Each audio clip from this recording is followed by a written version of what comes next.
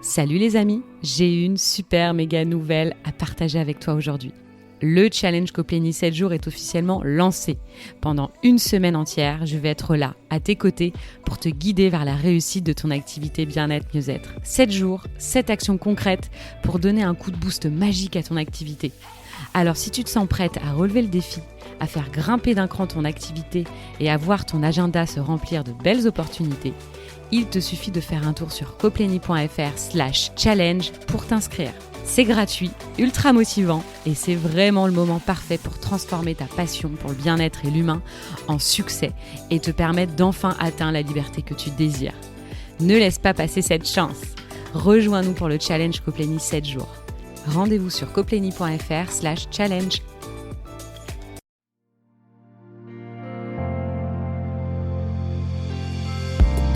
Je veux vivre pleinement de mon activité. Je veux être libre. Je veux vivre en abondance. Je veux me sentir légitime. Je veux aider un maximum de personnes. Je veux apporter du bien-être au plus grand nombre. Je veux avoir des résultats rapides. Je veux que les gens reconnaissent mon super pouvoir. Je veux avoir un impact positif sur le monde. Mais au fait, comment on fait pour arriver à tout ça ? Bienvenue sur Wellness Impact, le podcast dédié aux entrepreneurs du bien-être et du mieux-être.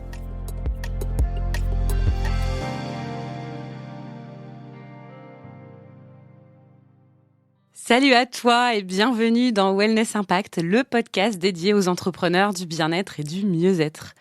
Alors aujourd'hui, j'aimerais vous parler de la communication, ou plutôt de quelque chose que j'entends absolument tout le temps. Je cite « J'ai du mal avec la communication. Je suis pas à l'aise avec les réseaux sociaux. » Ou j'entendais encore tout à l'heure une sophrologue me dire « Je ne sais pas ce qui me bloque avec les réseaux sociaux, mais je n'aime pas ça. Pourtant, on me répète de le faire. Alors machinalement, je poste. » C'est une question qui revient souvent, voire même très souvent, n'est-ce pas ? À une époque où les médias sociaux semblent dominer la sphère numérique, beaucoup pensent que tout se résume aux réseaux sociaux, que toute la communication se résume aux réseaux sociaux. Et oui, parce que les coachs business, les gourous du marketing et même certaines publications en ligne insistent sur l'importance cruciale des réseaux sociaux pour développer sa clientèle.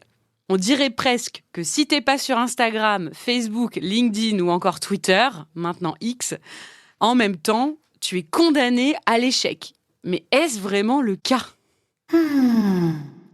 Alors permets-moi de te dire que cette idée reçue est loin d'être vraie. En réalité, il n'y a pas de formule magique en matière de communication et de développement client. Les réseaux sociaux, aussi puissants soient-ils, ne sont qu'un des nombreux outils à ta disposition. Alors, commençons donc par le commencement, à savoir la communication dans l'univers du bien-être, ou plutôt comment créer une stratégie de com qui te ressemble. Dans ce monde, la communication est un outil puissant pour créer des liens profonds avec notre public. Que tu sois coach de vie, thérapeute, nutritionniste ou prof de yoga, la façon dont tu communiques joue un rôle clé pour aider les autres à mener une vie plus saine, plus équilibrée, plus épanouie. Tu es comme un artisan du bien-être, un guide vers le changement positif dans la vie de tes clients. Mais pour que ton message résonne, il doit être clair, authentique et ciblé. C'est là que la com rentre en jeu.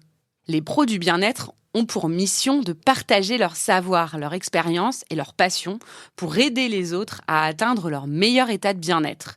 Pour réussir ça, il faut explorer les multiples moyens de communiquer à notre disposition.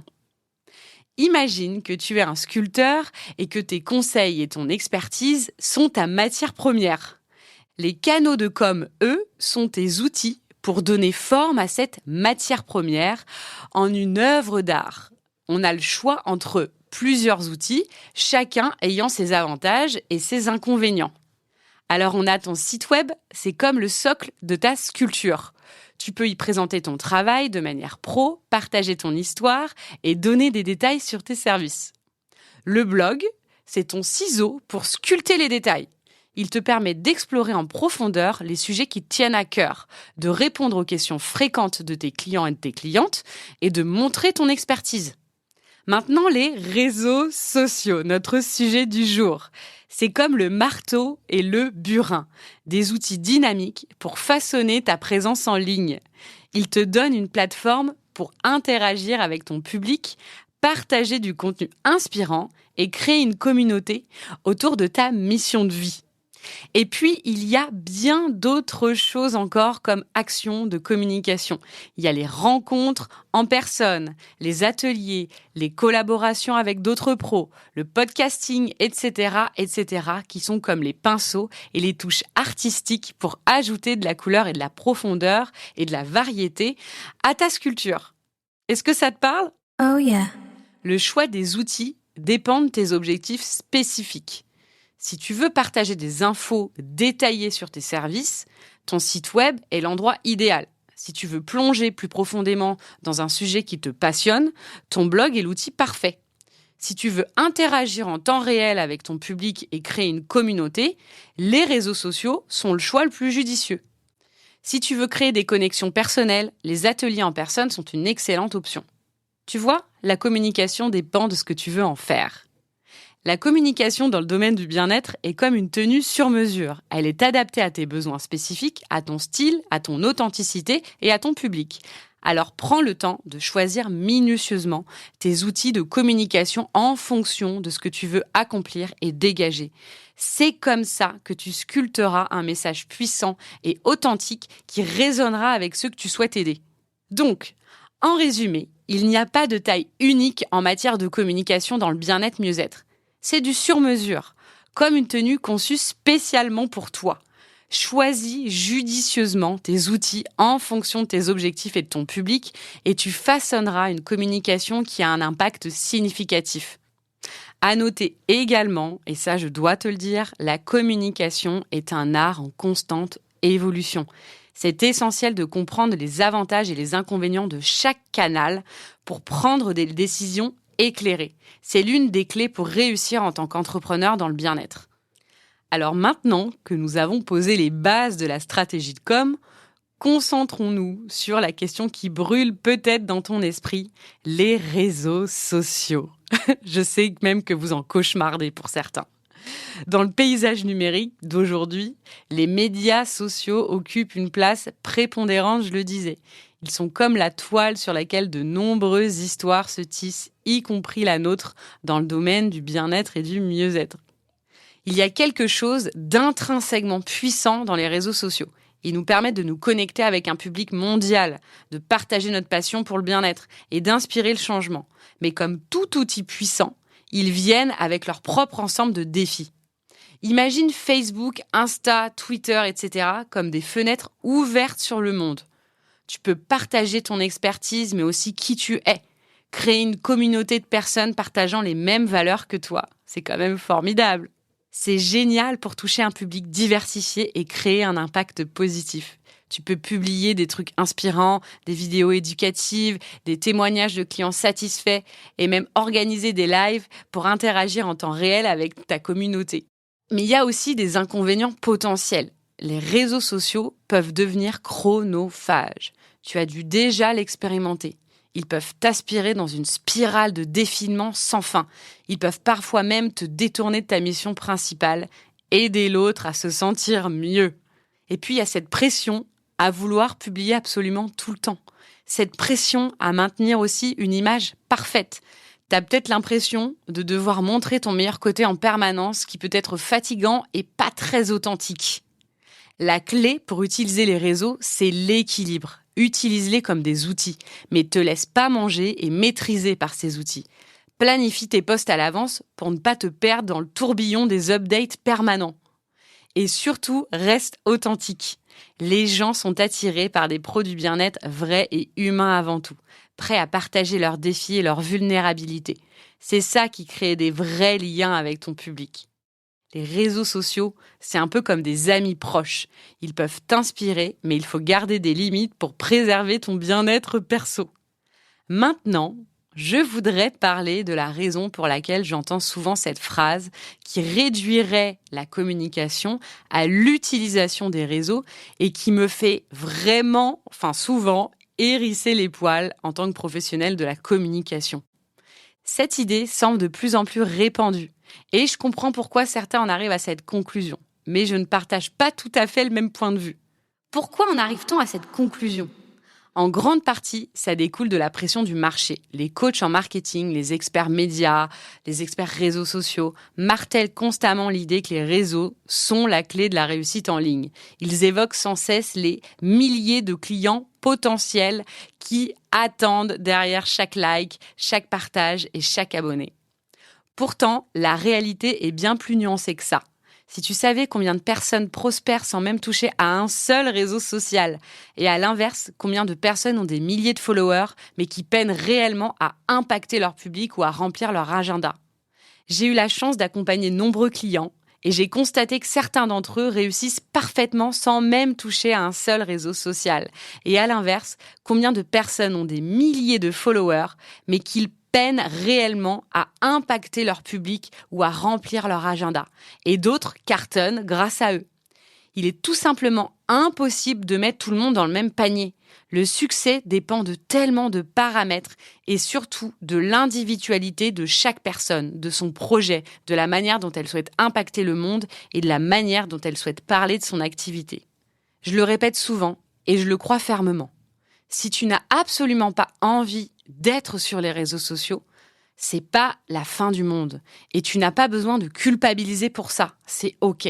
Il existe de nombreuses autres méthodes pour développer ta clientèle. L'essentiel, c'est de choisir les canaux de communication qui résonnent le mieux avec qui tu es, avec toi, et qui correspondent à ton projet. Le secret, c'est de trouver cet équilibre qui fonctionne pour toi. Ça peut inclure les réseaux sociaux, mais aussi d'autres canaux que j'ai évoqués. L'important, c'est de construire ta propre stratégie, sur mesure, en fonction de tes besoins et de tes objectifs. La com, dans le domaine du bien-être, comme ailleurs, est un vaste éventail d'actions et de possibilités. Les réseaux sociaux en font partie, mais ils ne sont qu'un élément parmi tant d'autres, tu l'as normalement maintenant compris. Alors, ne laisse personne t'imposer une vision étroite de la com. Explore les options qui te conviennent le mieux, sois authentique. C'est tout ce qui compte. Et rappelle-toi que ta réussite dépend avant tout de ce qui résonne le mieux entre toi et ton public. En fin de compte, ce n'est pas une question de « dois-je » ou « ne dois-je pas » être sur les réseaux sociaux. C'est une question de comment tu choisis de communiquer, comment tu choisis d'impacter et comment tu choisis de parler de ton activité. Trouve ta propre voix, car c'est là que se trouve ton véritable pouvoir en tant qu'entrepreneur du bien-être et du mieux-être. Je tiens également à souligner qu'en matière de communication, tout est une question d'équilibre. C'est une notion fondamentale à garder à l'esprit. Les réseaux sociaux peuvent être un outil puissant, mais comme tout dans la vie, il faut savoir doser. Si tu décides de t'investir sur les réseaux sociaux, veille à ne pas te laisser happer par l'incessant défilement de ton fil d'actualité, comme je le disais. Il est facile de passer des heures à consulter des publications, à répondre à des commentaires et à chercher la perfection dans chaque post. Mais il est essentiel de trouver un équilibre entre ta présence en ligne et ton bien-être personnel. D'un autre côté, si tu choisis de ne pas du tout utiliser les réseaux sociaux, veille à ne pas négliger d'autres canaux de com qui pourraient être bénéfiques pour ton activité. C'est là que la diversification entre en jeu. Trouve ce juste équilibre qui correspond à tes valeurs, à ton objectif et à ton propre rythme. La clé réside dans la conscience de tes besoins perso et professionnels, ainsi que dans la flexibilité de ton approche. En trouvant cet équilibre, tu pourras utiliser les réseaux sociaux et tous les autres canaux de com de manière plus efficace et en toute sérénité. Alors à la question, faut-il se limiter aux réseaux pour développer sa clientèle ? Comme vous l'avez entendu, la réponse n'est pas un simple oui ou non, selon moi en tout cas. Chaque professionnel doit trouver sa propre stratégie en fonction de ses objectifs, de son public et de ses ressources et de sa personnalité. Merci encore une fois d'avoir écouté cet épisode. Si cet épisode t'a plu, n'hésite pas à laisser un avis ou un commentaire sur cet épisode. Et tu peux aussi venir me suggérer des sujets, je lis absolument tous vos messages. Je te dis à la prochaine! Merci d'avoir écouté cet épisode. J'espère qu'il saura t'aider et t'éclairer. N'hésite pas à le diffuser à un maximum de personnes. Et n'oublie pas de t'abonner sur mon compte Instagram léa.misspoulet. À bientôt!